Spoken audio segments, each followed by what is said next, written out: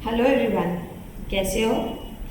आज हम एक बहुत ही इंटरेस्टिंग टॉपिक के साथ आए हैं आपके बिजनेस स्टडीज़ में चैप्टर 2 में प्रिंसिपल्स ऑफ मैनेजमेंट में फेओल प्रिंसिपल्स के बारे में बात किया गया है। 14 प्रिंसिपल्स फेओल ने बताया है हमें, राइट। उसके बारे में हम शॉर्ट में डिस्कस करेंगे। पहला प्रिंसिपल जो फेओल ने बताया है वो है आपका डिवीजन ऑफ वर्क।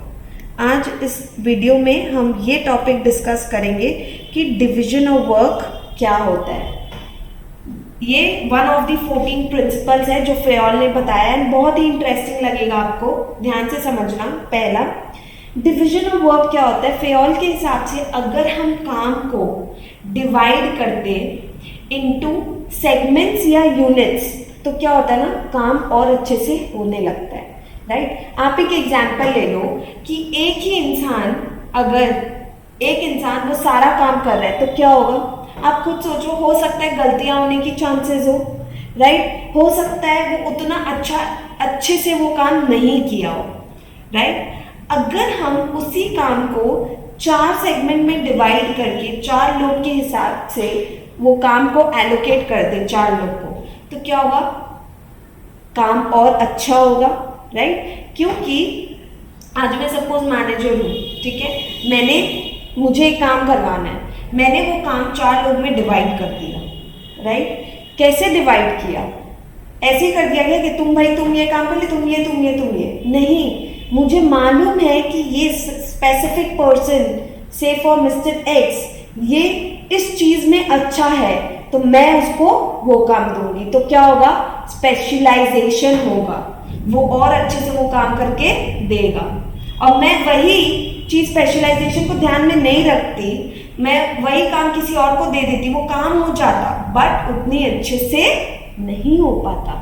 तो मैंने ये सोच के किया कि मैं वो ये इंसान मिस्टर एक्स ये काम में बेस्ट है, ये इससे बेटर कोई नहीं कर सकता, तो मैंने वो काम उसको दे दिया उसके कैपेबिलिटी, उसके एक्सपीरियंस और उसके नॉलेज के हिसाब से, राइट। तो वैसे ही मैंने सारे काम एक काम 4 सेगमेंट्स में डिवाइड कर दिए, अलग अलग इंसान को दे दिए according to their skill, ability, experience and knowledge के हिसाब से, ठीक है। इससे फायदा क्या होगा, पहला, काम जल्दी होगा। जहाँ काम एक इंसान कर रहा था वहां अब वो काम 4 लोग कर रहे, तो काम क्या होगा, जल्दी होगा, डिले नहीं होगा काम में, राइट। दूसरा क्या होगा, स्पेशलाइजेशन होगा, राइट। वो इंसान जरूरी नहीं था हर चीज में वो स्पेशलाइज्ड हो, राइट, बट अब क्या है, मैंने स्पेशलाइजेशन के हिसाब से काम डिवाइड कर दिया है, तो क्या होगा, स्पेशलाइजेशन होगी। तीसरा, एफिशिएंसी बढ़ जाएगी। जहां पे स्पेशलाइजेशन आया वो इंसान काम और अच्छे से करके देगा, तो एफिशिएंसी क्या हो जाएगी, काम की बढ़ जाएगी एज कंपेयर टू जहां वो इंसान अकेले काम कर रहा था, राइट। बहुत ही सिंपल है कि डिवीजन ऑफ वर्क यही बोल रहे फेओल कि अगर हम वर्क को डिवाइड कर दे इनटू सेगमेंट्स एंड यूनिट्स तो काम क्या हो जाता है, और इजी तरीके से हो जाता है, काम कंप्लीट हो जाता है टाइम पे। This is division of work और डिवीजन ऑफ लेबर। क्लियर है, ठीक है। इसका आप एक एग्जाम्पल लिख सकते हो, क्या हो सकता है इसका एग्जाम्पल आप लोग बता सकते हो। बैंक का एक एग्जाम्पल लेते हैं कि सपोज बैंक, ठीक है, बैंक में क्या है, अगर एक ही इंसान कैश रिसीव भी वही कर रहा था, कैश डिपॉजिट भी वही करवा रहा था, ठीक है, पासबुक में एंट्री भी वही मार रहा था, तो क्या होता, काम कभी हो पाता बैंक में अच्छे से, लाइनें लग जाती तब तो नहीं।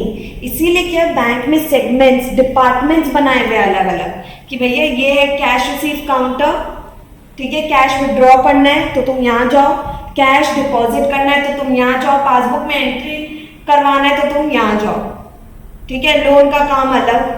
तो हर बैंक में क्या है, हर डिपार्टमेंट है।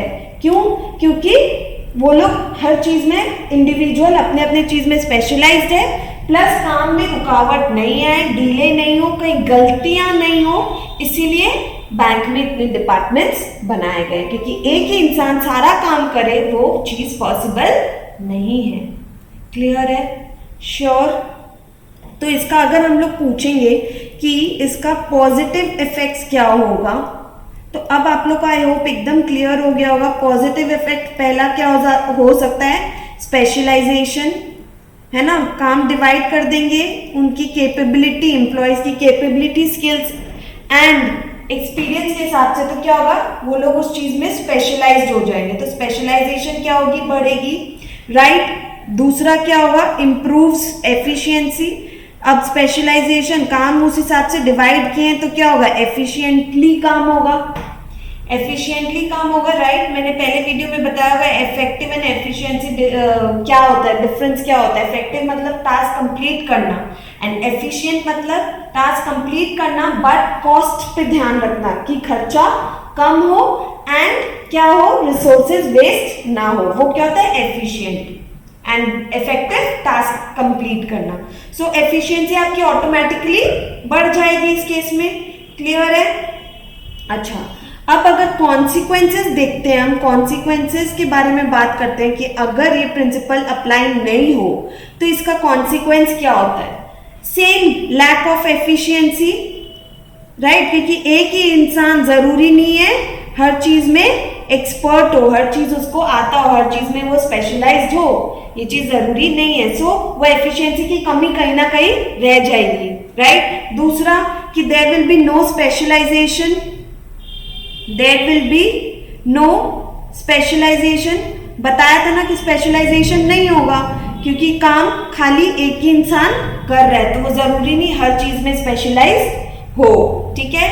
तीसरा क्या हो सकता है, chances of duplication of work, duplication of work, काम दो बार भी हो सकता है। यहाँ आप डिवाइड कर दिए, अगर हम डिवाइड कर दे तो ऑब्वियसली नहीं होगा, क्यों, क्योंकि सबको अपना रोल्स मालूम होगा कि क्या किसको क्या काम करना है कि नहीं, सबको अपना रोल मालूम होगा।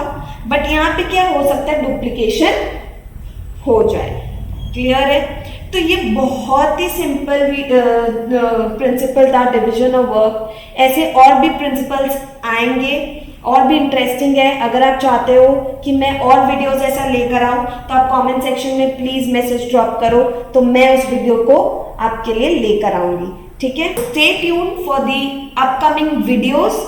आपके लिए ऐसे और वीडियोस आते रहेंगे, कहीं कोई मिस ना हो तो आप प्लीज सब्सक्राइब कर देना चैनल को and press the bell icon. Thank you.